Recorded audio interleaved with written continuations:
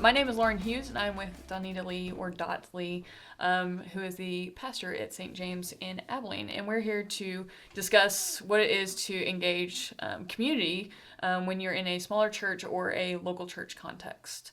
So, Dot, I've known you for a really long time, but can you tell me a little bit about your pastoral history? Well, I often say that instead of being called to one specific ministry or purpose, that God has had me on a mission, a journey of missions and passions, because it has taken different turns. In the official role of a minister, I began as a chaplain, and I worked at Methodist Hospital in Lubbock, now Covenant, so there's time taking place, but then was asked to come to the local church, and it's just been such a wonderful journey since then. I have served in a very small rural church, smaller churches in larger communities, and even what we might consider a larger church. So it's been a varied approach in my ministry and always a gift. So where have you served specifically in churches? I've served in Coahoma, Texas, and in Odessa, and now in Abilene in the local church. Very cool. So you're at St. James right now? Yes, I love it. Tell us a little bit about St. James. Wow, what to say about St. James? They are mission oriented. Their faith is ignited, and they are wonderful to serve with because they also have so many missions and passions. So our challenge has been to help, focus us so that we can do the best good we can with those missions and passions that we are attempting on behalf of God's grace. And they also are demographically, they are varied in age. Our children's program is really growing right now, thanks be to God, and we have representation from every age group, and we, as far as economically, we represent probably all of the classes, and though we are diverse in our culture, we also are diverse a little bit racially. Not as much as we are in other areas, but certainly we have some refugees that attend and that are active with our, missions with our refugees locally, and then our local community is shifting a bit, and so we're seeing some differences there too. So I think it was about 3 years ago, I came and had a conversation with you and came and kind of met St. James as a whole. I think I talked about missions that day, but You did. 3 years ago, this church looked a little older in population, and y'all were in the process of kind of bringing that focus all together in one setting of, okay, here's where we're going and here's what we can do. So since that time, how have you brought that focus, and what have you done practically to kind of initiate focus in missions and in ministry here at St. James? One of the things that we began with was getting organized. And I don't think we can overemphasize that. It is needed in every ministry that I know of, organization and communication. Because once we organize our efforts, then we can solidify them and work together as a unit toward one goal or one purpose, or certainly a clearer goal and a clearer purpose. When I came to St. James, they were already very active. They were an older congregation, as you mentioned, and very much in love with God and wanting to serve. But initially, they were really thinking of each other and how do we meet our needs? And that's important. That's important to build that family and to build that connection. Because I really believe, it may be an oversimplification, but I believe it's about being connected to God and to one another. And so there needs to be that connection. From that point, when they got excited about missions and they had a few more resources, every time they had some more resources, they started a new mission. It was like, okay, well, we know there's this need. Let's start that. And there were quite a few that they were attempting, but because they were spreading themselves so thin and the organization wasn't very tight, it was a challenge because they were coming to the church almost every Sunday. Well, this is we're needing to raise money for this, or we need you to make donations for that. So you start with organization is my approach. And there's many approaches, and I don't think mine's the only one. Clarify that. But we started by organizing and setting a calendar of what we were going to emphasize with the church each month. And we developed a mission of the month. And we had to look, when we started doing that organization, about what are our priorities? What are our gifts? Because the gifts, like you mentioned, they were a little bit older, so there wasn't a lot of energy, if you will. Maybe the gifts weren't necessarily physical, but there were so many other opportunities, and they were so willing to try. So in that organization, we took maybe half a step back and looked at what are our gifts, what are our resources that we have, and used kind of a Nehemiah approach of looking at our local area. And we took, we were dealing with how to develop the ministry for ourselves internally.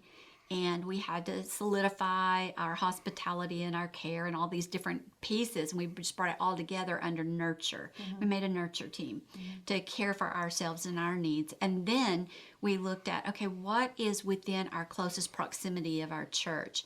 Well, we have a middle school directly across the street. We have an elementary school within a block.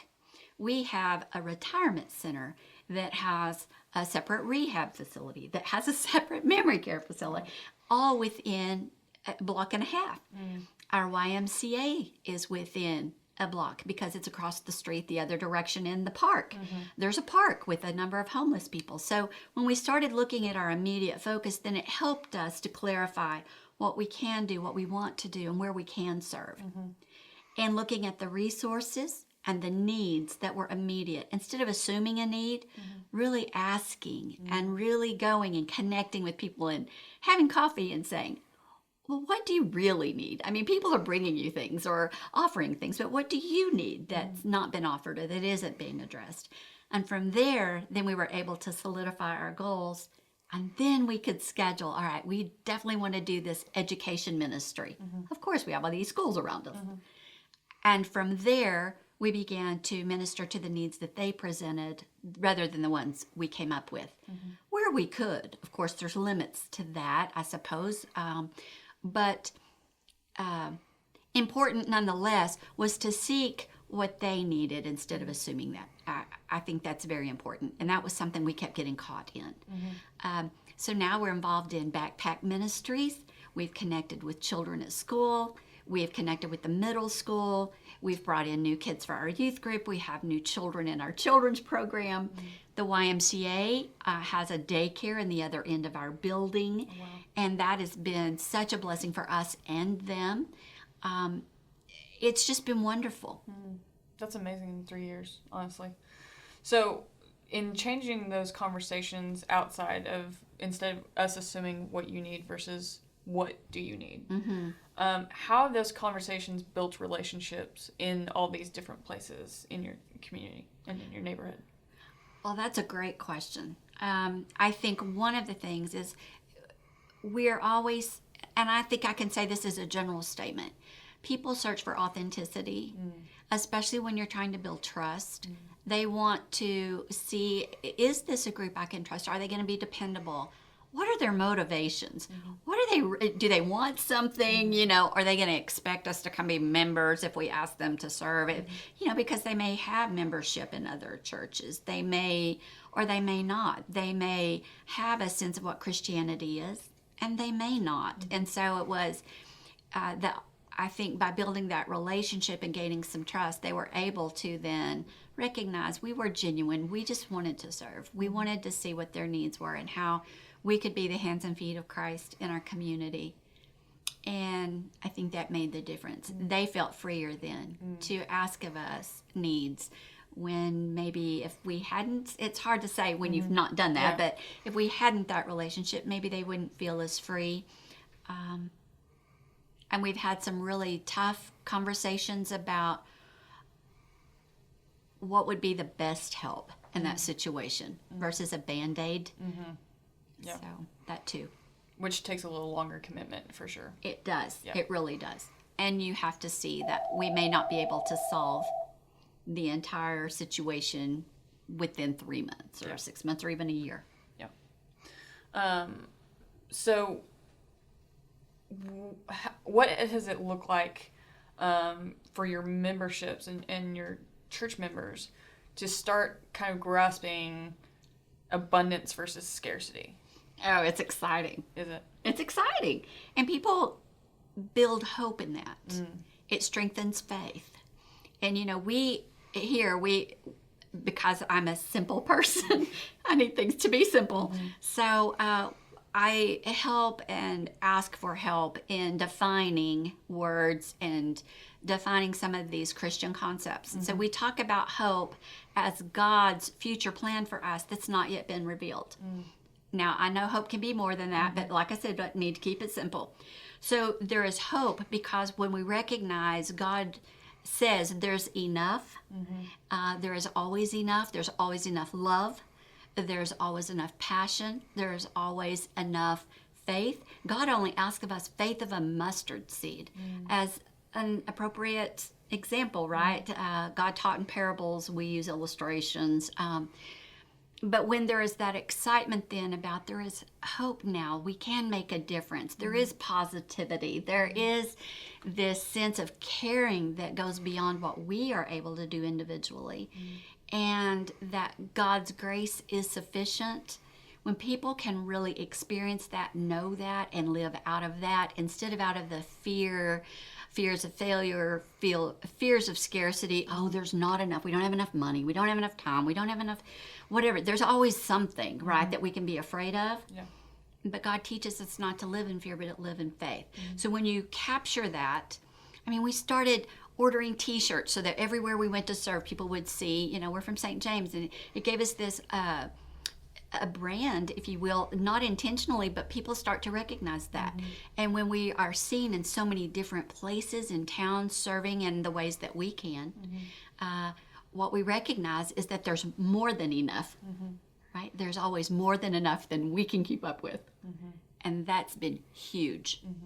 I'm assuming abundance breeds abundance. Of course. Yeah, that's exciting. And faith breeds faith.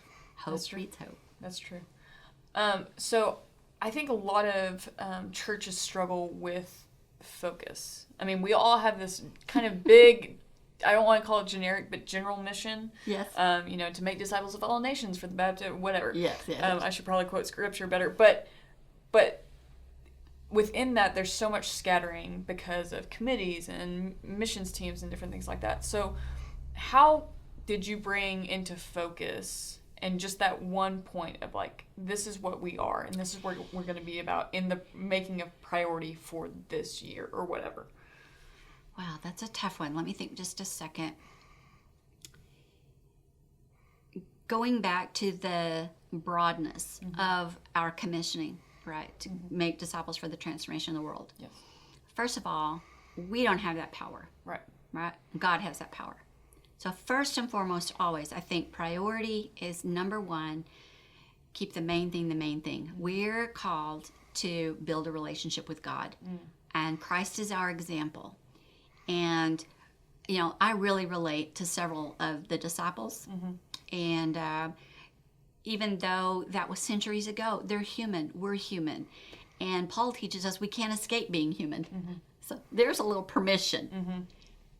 When we keep that priority, that's our first concept, and that we're going to love people, to share with them the same gift that we've been given, this gospel that when we are complete failures in our humanity, even my best is never even adequate. It's just miserable and it's embarrassing, but the grace comes that I don't have to be. I don't have to be, because Christ came and showed me there's another way, and there's always forgiveness and redemption, and the power of Holy Spirit will bridge that gap and flows through us. These are not new concepts, but they must be internalized. It's not something we just teach. We've got to live it, breathe it, and that's got to be the motivation behind our serving, truly caring for people. When we do that, Lauren, I believe that it helps us to focus. Who does God bring in front of you? That's why I use that example of Nehemiah. Let's look right where we are. Abilene's a big town. There's a lot of churches here. There is much need and there's much serving. Let's start where we are. And let's just keep it simple. And let's just say what has to happen right here. And then, we use the calendar. There's many other ways you could choose. But we used the calendar. We said, okay, we don't want to try to spread ourselves too thin so that we're not very effective anywhere. We'd rather choose fewer things and really become effective there. So we've got probably 12 ministries that are our priority ministries. And that's how we did that. And we worked together as a team and a group and a community. Last year, which led to, I think our working this way led to this. Last year, our church council even took it upon themselves to look at how are we going to step forward in 2018. What do we truly need as far as our facilities are concerned, as far as our programs are concerned? And in doing that, we did surveys, we worked together, we talked a lot. We came up with some top priorities, and we said, all right, these are the top ones. What can we address right this minute? What do we know we can take care of right away? What needs further planning? And what do we need to do to be better stewards? And from that, of our programs, of our ministry, of our missions, and of our facilities, we were able to identify those needs. And so this year, 2019, it is, all right, here we are. We are now ready to implement that, and we've already accomplished some of those immediate goals, and we've got some good planning behind. So how are we going to expand that into our church family and our community? Wow. So when you talk about survey, I think that's a unique concept that I don't hear a lot in the church world. Okay. Did you survey your entire congregation? We did. So maybe it was a little naive of me. No, that's okay. But you know me well enough to know I kind of look at the big picture, and then I get help to help me break it down. So I had a team that was fantastic. Lay leaders in the church. They were wonderful. They each came from different backgrounds, had different gifts and strengths, opposite of some of mine intentionally, so that we could work well together and look at it. We started with our church council, and we had them come and we set up stations. We called it stepping forward. So we had our strengths was one station, our trials another, those things that need encouragement, and our pitfalls. And we went from station to station in small groups, and we literally just brainstormed those ideas that we felt like were accurate for our church and our family and our missions. And then from there, we invited in the other members of committees and things, and they did the same survey based on what we had already started. And then we took it to the church at large, and we even did this during one of our Sunday services. Wow. Unheard of, I was told later. Yeah. I'm glad I didn't know it ahead of time. Yeah. And so we took it to that service, and we used it as part of the ministry that God is trusting in us, and about our stewardship and our gifts. And we had the whole church complete that. And then for those who were not present at that time, we put that on our website. We emailed it out, and we had others complete it. We brought all that data back. We have a person that is their gift, taking all those numbers and information, put it on the computer, organized it for us. And we brought it back to church council, and we started then prioritizing there. And then we let the congregation prioritize next. Wow. Yeah, and it worked smoothly. It was effort, no doubt, but we had all that we needed to accomplish that. Wow. Did you get much feedback from the congregation about how they felt being able to provide that kind of input? Oh, they loved it. They loved that their voice was being heard. And, in smaller churches, as I have served in really small rural churches, everyone has more opportunity to let their voice be heard. The larger the church, you have to make more effort to let everyone's voice be heard. Some were excited about it. Some were nervous because they never said, well, I think, or some were newer. And we said, your opinion is equally important as those who've been here a long time. We need to hear what you perceive as you come in, and how you're experiencing worship, and how you're experiencing our missions. So that was very important to give those individuals voice. And I think the younger generation often isn't asked. We asked everybody. We asked our children. We asked everybody. What do you think? Wow. We got great answers. We video our children often giving us answers and teaching because we want to see from every age and every perspective. That's amazing. But yes, it is unheard of.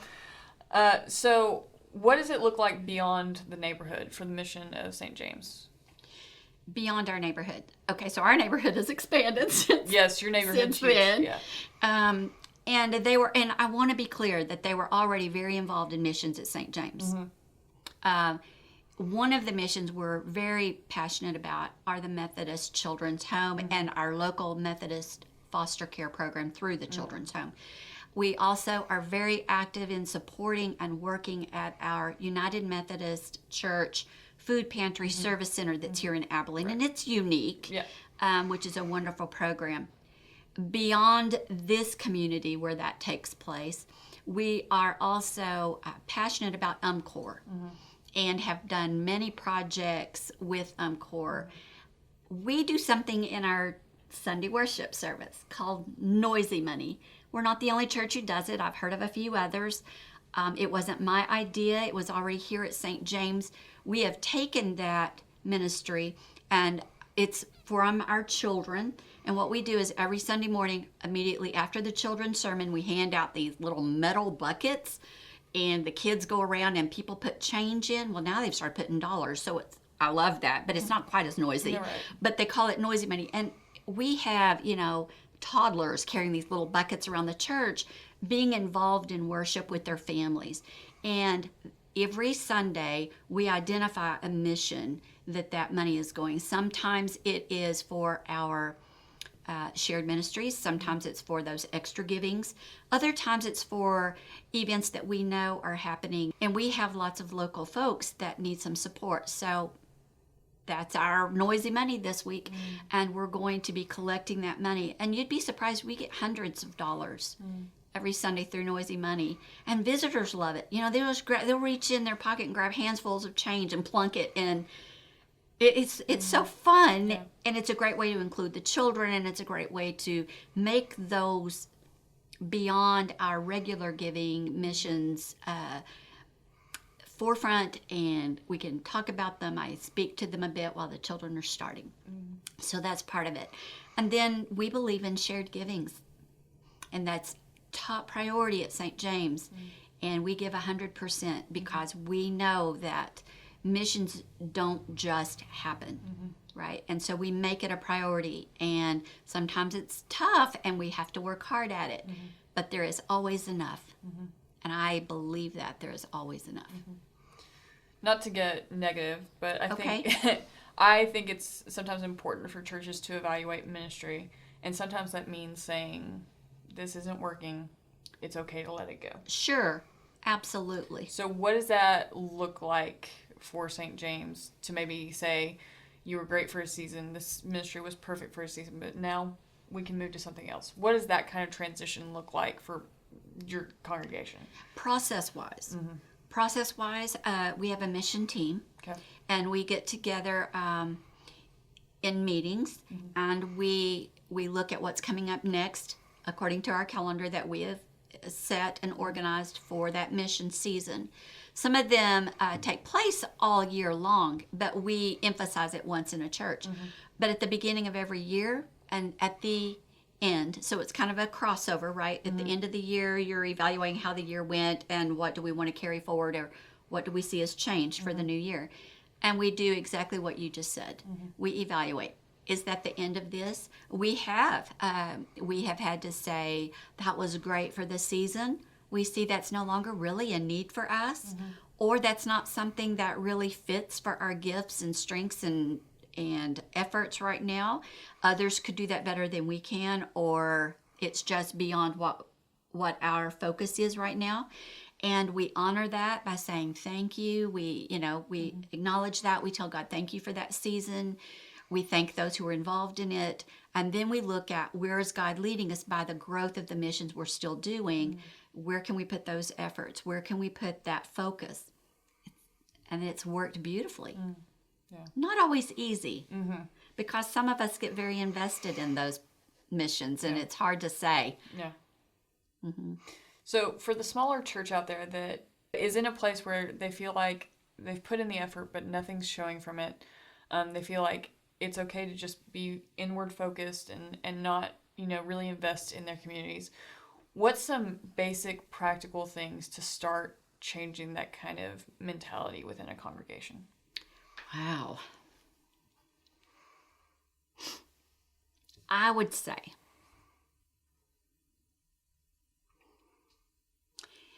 one of the first things I would do is start with Scripture. And I would start with the love and care of one another. What have we done well? Recognize those efforts. Now, we don't serve to get recognition. I get that. But we all need to know that what we are doing is being appreciated. That's our humanity once again. So I would say recognize those efforts of caring for each other that have been successful within the church. All right, who else do you know besides this church family that might need that same care? Maybe just one person, because it's worth it for one. Christ would die for one of us. He died for all of us, but he would die for one of us, right? Leaves the 99 to find the one. We're taught that so many different ways and under so many different parables and illustrations throughout Scripture. So I would say, let's choose just one person that we see could benefit from this gift that we already do well for each other, and let's bring them in, and let's love on them the way we love on us. Okay? Well, once we've done that, then who's the next? You can start that small. You can start that specifically, right? But it does require us looking at and recognizing what we are doing and how we're doing it well. And then, okay, where's the next step? Who's the next person that needs that? We're not sure, ask God. Let's pray, let's discern together what God is showing us, who God is showing us, or what. When I was at Kahoma, there was, amazing. I just love the people, and I love the people I've served with. In Kahoma, there was an issue in the community about racism that was historical. I know it's bold to say that, and especially have it on camera, but they've worked so hard to work beyond that and to be different and to show the love of God. And we had a group of 12 that did a discipleship program, a study, if you will, kind of like a little Bible study. And what we decided toward the end, we worked toward that goal of we wanted to do something for the community that was just love and giving, no expectation to feed them as God had fed us. And so they decided they wanted to have a community barbecue in the park across the street from the church. Went to the local grocery store and Dairy Queen, and they collaborated with some of the guys in the church that loved to barbecue, and they brought together folks who said, well, let's play some games and we'll set up some games for the kids. The whole community turned out. It was wonderful, beautiful. And in that one event of just giving and loving, they made new connections. Other people started visiting. That's not why we did it. But people are drawn to that because we are called to that. We're drawn to that. To love God, love one another, be loved in return, and just share. I mean, yeah. What does it look like to evaluate the gifts and the graces of your congregation? Are you asking process? Yeah, process, but how do you identify someone might be put in a teaching role that's not their gift? Right. But how do we pull out of them and the process maybe that we evaluate and say, like, this is actually your gifting. So how can we put you in a place where you are experiencing the fullness of that gifting and serving God in that? It's not a one process or a one step for any of us. And oftentimes I have learned in my own journey that God calls missions and passions. Remember, I started with that I'm on this journey of missions and passions. There are times when I'm being called to use a gift that is always given by God, right? I don't believe our spiritual gifts are something we choose. We can choose to receive the gift and use it or not, but God gifts. There are times in our lives when we are called to develop that, to use it in a specific way. And then it may be a season. It may be the starting for a lifetime of using that gift. And it is some experimentation. There's a little bit of that, I think, for all of us in the learning curve of what is that gift and how is it used best, being the best steward of it. And that will change also in our journey of what we are to offer and how we're to serve and what's needed at the time. A Highland, another church I served in, had this enormous congregation of educators that had these amazing teaching gifts. Well, probably any adult in that congregation could have taught. And so what we did in that specific situation was realize, well, we need to be teaching then, right? That's our gift. Let's use it. And so there were individual nonprofit organizations. There were programs in the church where we needed more teachers. It was a difficult time economically in that area to find any kind of rental property or to purchase property. Was just outrageously expensive because there wasn't enough. So let's bring them in. Let's add our teachers. Let's add our nurturers to this group to help. And so we brought in several nonprofits into our building that we were able to minister to and to offer some of these teachers and to be able to offer nurturers and caregivers in that group. And it was very successful. But back to specifically how do you identify that is a little more challenging. And there are some spiritual gift tests that you can do. Yeah. You know, if somebody doesn't have any clue, and if you don't know them at all, you know, you might start with something like that. But I always ask people, what do you really care about right now? Like if you're watching the news, what really gets you excited or upset? Like what do you see that matters to you? And okay, well, that's your passion. Let's look at different ways that you could be involved in making a difference there in that passion. And you mentioned a few things to them like, well, have you thought about teaching in class? Oh, no, I'm not going to do that. Well, you think, well, okay, maybe either they're resisting that gift or maybe that's not their gift. All right, come up with some other ideas. What other things could we try? And you'll find a way. It's important, I think, regardless of the size of church, that if someone is visiting your church, to get them connected, first of all to God, and then to get them connected in a mission or a program of serving somewhere.